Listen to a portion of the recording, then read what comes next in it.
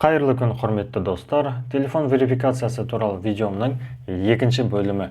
Алдыңғы видеомда 14 000 адам көріпті. Көп рахмет. Осындай қаралым мен үшін үлкен мотивация. Каналға тіркеліп кетсеңіздер, алда бұдан да пайдалы контент көп болады. Бұл видео сіздер ескеру қажет ақпараттық мақсаттағы контент болмақ. Өйткені алдыңғы видео астына телефонын тіркеп беру жөнінде біршама комментарийлер жазылған еді. Достар, мен жаңа телефонды тіркеу кезінде сайттың беті, яғни интерфейсі аздап өзгергенін байқадым. Сондықтан осы қызметті басқа адамнан алу кезінде сіздер міндетті түрде мына жайттарға назар аударсаңыздар деймін. Телефон тіркеу үшін сіз электрондық цифрлы қолтаңбаңызды, яғни ЭЦП кілтіңізді беру қажет болады. Бұл сіздің үшінші тұлға, яғни өзге адамға беруге болмайтын дербес деректеріңіздің бірі.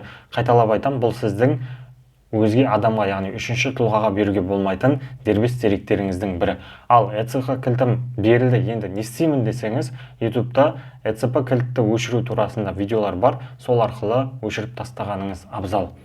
Бұл видеоға 100-ден астам лүпіл басылған екен. Құрметті достар, егер осы видео шынымен мәселеңізді шешсе, төменге кері байланыс берулеріңізді өтінемін. Және өз тәжірибеңізбен бөлісіп, телефоныңызды қалай тіркедіңіздер, сол туралы да жазып кетсеңіздер, қаншама адамға пайдасы тиер еді. Ал белгіленген мерзімге дейін тіркелмеген достар, сіздердің смартфон, планшет сынды құрылғыларыңызда қандай өзгеріс болды, оны да төменге жаза кетсеңіздер.